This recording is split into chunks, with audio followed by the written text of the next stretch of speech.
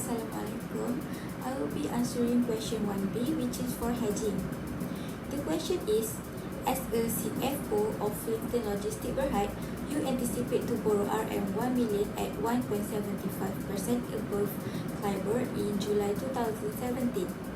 Currently, the quoted price for July 2017 LIBOR futures and physical interest rate are 96.65 and 3.15% respectively.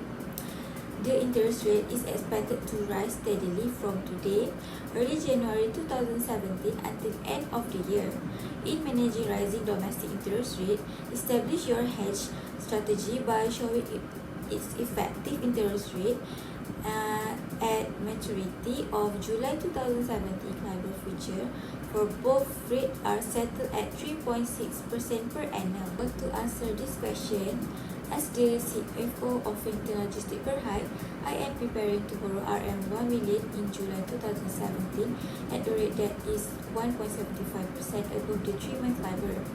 Currently, in early January 2017, the LIBOR stands at 3.50% and the July 2017 LIBOR future price is quoted at 96.65, and there is a strong expectation that the interest rate will rise gradually through the year. I am concerned that borrowing in July will be a higher cost. So to protect the company from the risk, I decided to use interest rate future to hedge against the potential risk. So here is the strategy. Since we are worried that interest rate will rise, I enter the future market and sell 1,000 contract of the July 2017 LIBOR future at a price of 96.65. This locked in a future rate of 3.35 that calculated as 100 minus the future price. The number of contract is based on our exposure of 1 million ringgit, and it is divided by the contract size of 1 million, which gives us 1,000 contract. And this action secure a position that will gain value if interest rate do that in fact rise, which is our concern. Next, cash market interest payment. Now, we have borrowed RM 1 million at 3.60% in July. The actual interest cost is calculated as principal multiple interest rate multiple 3 months divided by 12. So we will get RM 9 million in interest rate. Now we have looked at both market. Let's bring them together. The future profit of RM 625.000 have offset the 9 million borrowing cost. So the net cost of this whole transaction become RM 8375000. Finally, we have calculated the effective interest rate by using the net cost. So it will be 3.35%. So even though the actual market rate was 3.60%, our hedge has helped to reduce our effective borrowing cost to 3.35, which matched the future rate that we locked in back in January. By using the LIBOR future contract, we successfully hedged against the rising interest rate. The gain in the future market partially offset the higher borrowing cost, which allowing us to lock in a more favorable rate. This is an example of well-executed hedge where the strategy did exactly what it was meant to do to protect the company from interest rate volatility. And as a CFO, this proactive step helped ensure predictable financing costs and improve financial planning during uncertain rate environment. Assalamualaikum, my name is Muhammad Yunis Akmal bin Muhammad Aziz. Today I would like to present about intermonth spread from January 2024. For question A, in January 2024, you observe that the LIBOR rate is rising, and this situation will inversely affect the future market. At Bursa Malaysia derivative, the March-April May, June and July 2024 FKB3 are quoted at 70.02, 97.15, 97.27, 97.39 and 97.44 respectively. You believe there is an opportunity to profit from this price volatility based on your observation, and you also think that spread between them will be narrowing. As a result, you choose to spread 5 contracts among the March 2024 FKB3 and the July 2024 FKB3 prices. In March 2024, you close out all the contract. The settlement price for FKB3 on March, April, May, June and July contract are 96.42, 96.05, 96.56, 96.65 and 96.99 respectively. The commission fee for a traded contract is 100 ringgit per round turn. Discuss your spread strategy and determine the spread profit or loss position on contract traded. Okay, for my answer, I will make a table. So the first one for today, on March 2034, we sell FKB3 for 97.02 for 5 contract, and July 2034 we buy FKB3 for 97.44 for 5 contract. Later, for March 2034, we buy FKB3 for 96.42 for 5 contract, and July 2034 we sell FKB3 for 96.99 for 5 contract. So we calculate a profit or loss in March 2034, 97.02 minus 96.42 times 5 times 100 times 25, we got 7,500. For in July 2034, 96.99 minus 97.44 times 5 times 100 times 35, we got negative 5,635. We spreading a profit 7,500 plus negative 506.25, we got 1,875. And commission fee 1,875, we minus in bracket 6 times 100, so we got the final answer is 1,275 ringgit. Okay, so we continue with intermarket spread June 2038. So the question is, despite the gradual recovery of the world economy, the stock market has been performing reasonably well. A trader believes that United States stock market is represented by the Standard & Poor's 500 S&P 500 index is expected to outperform the nation stock market is presented by the FBM KLCI in the next few months. The following data is available to the trader. So in September, KLCI future 1,850. September S&P 500 index future is 2,750. Exchange rate US $1 to RM is 3.92 ringgit Malaysia, and then S&P 500 index contract value is 250 ringgit US dollar. Describe the strategy that the trader should consider if he were to take advantage of this situation, and if at maturity both S&P 500 and FKLI close at 2,790 and 1,860 respectively.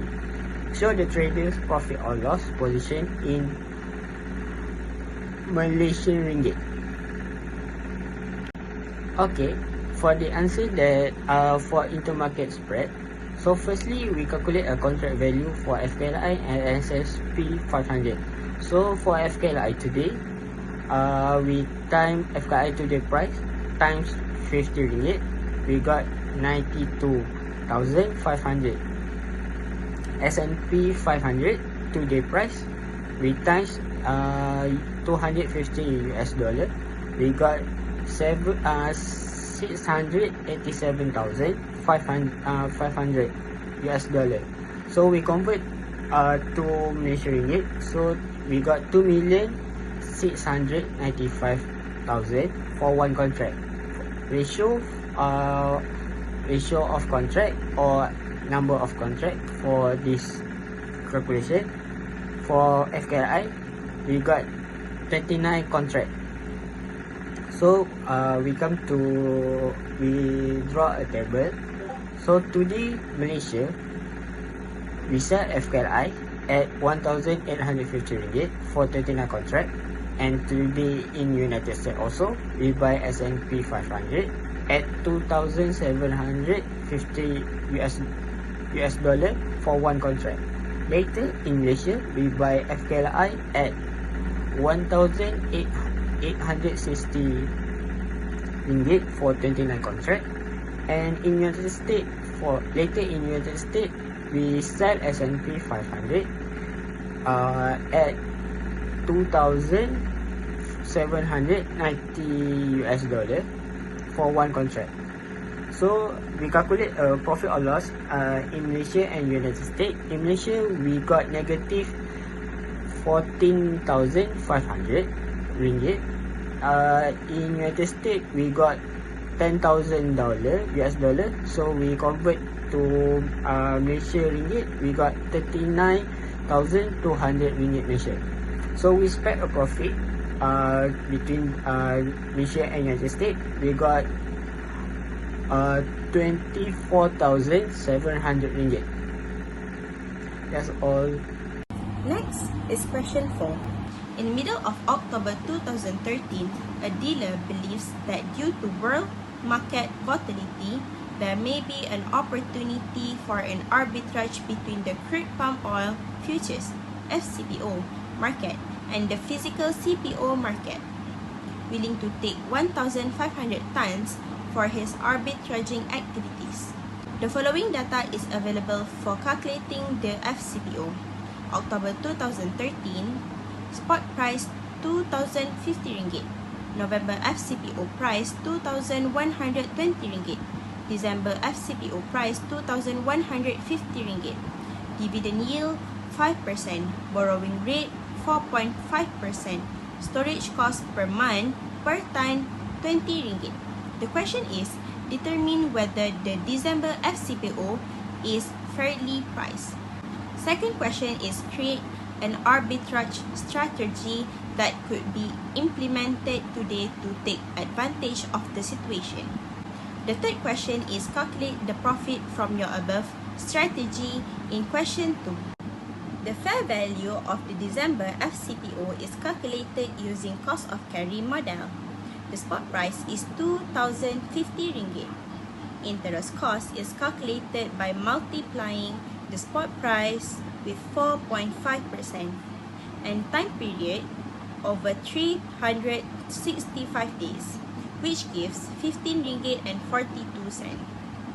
Storage cost is 20 ringgit per ton per month, multiplied accordingly, which gives 40 ringgit and 11 cents. Adding all of that together, the fair value comes to 2,105 ringgit and 53 cents. The actual December futures price is 2,150 ringgit, which means the futures contract is overpriced by 44 ringgit and 47 cents per ton. Now, for the arbitrage strategy.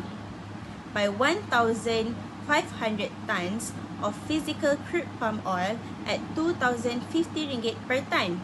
At the same time, sell 60 December FCPO contracts at 2,150 ringgit per ton. Each contract covers 25 tons.